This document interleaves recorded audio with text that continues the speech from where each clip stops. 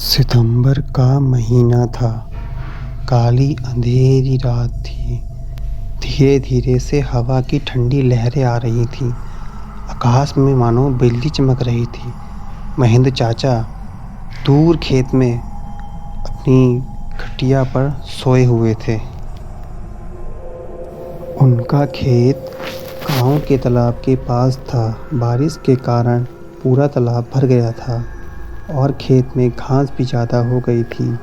उसके कारण अंधेरे में यह सब ज़्यादा डरावना लग रहा था। उस तालाब के किनारे आम के 6-7 बड़े पेड़ थे। अचानक खेत में बंधी हुई भैंसों ने चिल्लाना शुरू कर दिया। महेंद्र चाचा को पता ही नहीं चला रहा था कि आखिर यह भैंसें ऐसे क्यों चिल्ला रही हैं। उन्हें लगा कि शायद ठंडी के कारण यह भैंसों ऐसे कर रही होंगी। इसीलिए महेंद्र चाचा ने खेत में चिमनी जला दी। उस चिमनी के उजाले में महेंद्र चाचा की नज़र उनके खाट पे पड़ी। उन्होंने देखा कि एक स्त्री उनकी खाट पे बैठी हुई है। यह देखकर उनका शरीर दर्द के मारे कांपने लगा। उसी वक्त आकाश में बिजली का वैसे तो महेंद्र चाचा बहादुर थे, लेकिन आज उन्हें भी थोड़ा डर लग रहा था। उसी वक्त काका ने आग में सूखी घास डाली और आग को ज़्यादा बढ़ाया। इसकी वजह से वो औरत ठीक से दिखाई दे रही थी। महेंद्र चाचा ने तापने के साथ बैठे बैठे ही बूम लगाई, कौन कौन है? पर सामने से कोई प्रतिक्रिया नहीं मिली। इसलिए काका अचंभित रह गए। उनकी समझ में कुछ नहीं आया। काका खड़े हो गए। इसलिए महेंद्र काका ने सोचा कि अब डरने से कुछ नहीं होगा, मुझे हिम्मत से काम लेना होगा।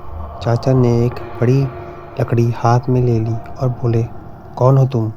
तुम्हें क्या लगता है कि मैं तुमसे डर गया हूँ? लेकिन सच तो यही था कि चाचा अंदर से पूरी तरह से डर के मारे कांपने लगे थे।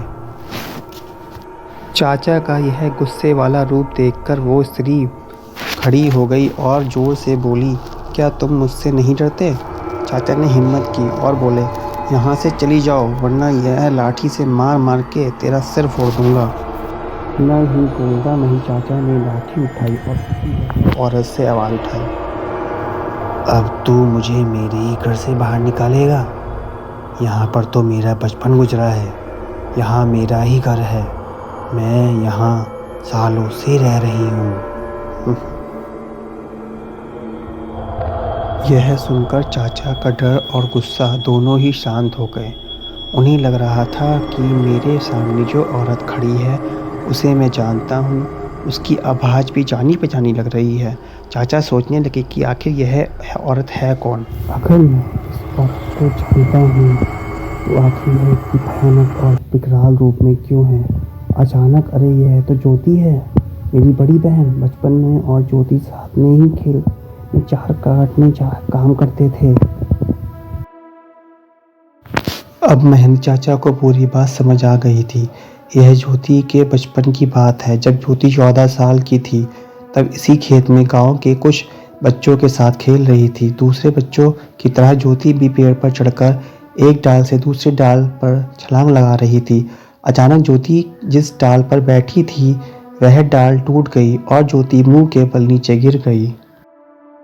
यह देखकर सारे बच्चे डर के मारे चिल्लाने लगे। बच्चों के चिल्लाने की आवाज़ सुनकर बड़े लोग वहां पहुंचे और ज्योति को उठाकर अस्पताल ले गए, लेकिन तब तक काफ़ी देर हो चुकी थी। ज्योति की मौत हो गई थी। महेंद्र चाचा को यह सारी बातें याद आ गई और वह सीधा ज्योति के पास जाके रोने लगे कि जब यह बात गांव वालों को पता चल गई तो सारे गांव वाले चौंक उठे थे। वास्तव में वह ज्योति ही थी। गांव के एक बड़े बुजुर्ग ने कहा कि जब ज्योति की मौत हुई थी तब वो एक बच्ची थी, इसीलिए उसे बालक समझ के उसे दफनाया गया था। लेकिन वास्तव में उसका अंतिम संस्कार करने की ज़रूरत थी, इसीलिए ज्योति की आत्मा आज तक भटक रही है।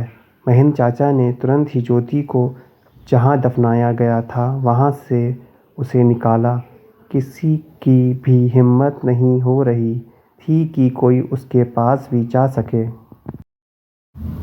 उसी वक्त ज्योति की आत्मा ने गांव वालों के सामने आके कहा कि हाँ, आपकी बात सही है, मैं मर चुकी हूँ। आप लोगों को मुझसे डरने की ज़रूरत नहीं है। मैं अभी भी इसी गांव की बेटी हूँ, लेकिन मैं आज दिन तक भटक रही हूँ, मुझे मुक्ति दीजिए। बाद में महंत चाचा ने ज्योति के शव को अग्नि संस्कार किया और उसकी आत्मा को शांति दिलाई। यहीं पर कहानी समाप्त होती है। आप सबको कहानी कैसी लगी?